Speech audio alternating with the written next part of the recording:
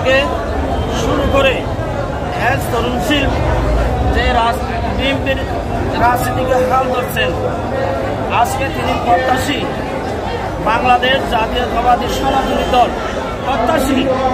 উনি এই দলটা আশা করছেন, এই আশা শুনে সনাতনী ভাই বোনেরা ওনার পক্ষ হয়ে আনন্দিত হয়ে আজকে বিএনপির প্রতিষ্ঠাতা বার্ষিকী ৪৭তম প্রতিষ্ঠাতা বার্ষিকীতে এরা আনন্দিত এবং নিজের উদ্যোগে তরুণশীলকে সহযোগিতা করে আজকে এই মিছিলে যোগ দিয়েছে।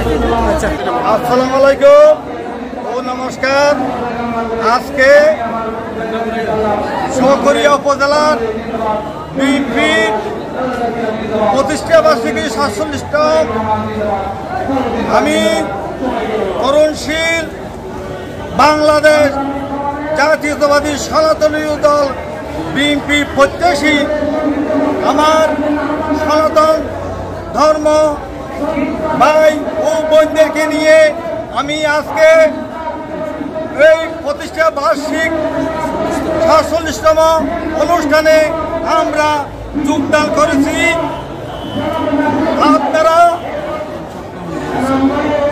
আপনারা আমাদেরকে দোয়া করবেন, আশীর্বাদ করবেন।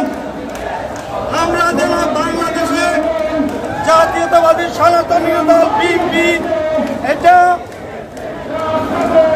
প্রধান কার্যালয় থেকে আমাদের মান্যবর সাবেক যোগাযোগ প্রতিমন্ত্রী সংসদ সদস্য সালাউদ্দিন আহমদের নেতৃত্বে আমরা যেন এই বাংলাদেশ জাতীয়তাবাদী সনাতনী দল আমরা প্রত্যাশী। ওইটা যদি আমাদেরকে বাংলাদেশের মধ্যে অনুমোদন দেয়, আমরা সারা বাংলাদেশে গ্রামে গঞ্জে ইউনিয়নে ওয়ার্ডে আমরা সনাতনী ভাইয়েরা আমরা এই দল সংগঠিত করতে গঠন করতে পারব। আমরা শোকরিয়া উপজেলার আমাদের নবনির্বাচিত সভাপতি আলহাজ এনামুল হক সাহেব এবং বিএনপির সাধারণ সম্পাদক এম মোবারক আলী সহ আমরা শোকরিয়া উপজেলায় হয়তো আমাদের 68,866 ভোট আছে।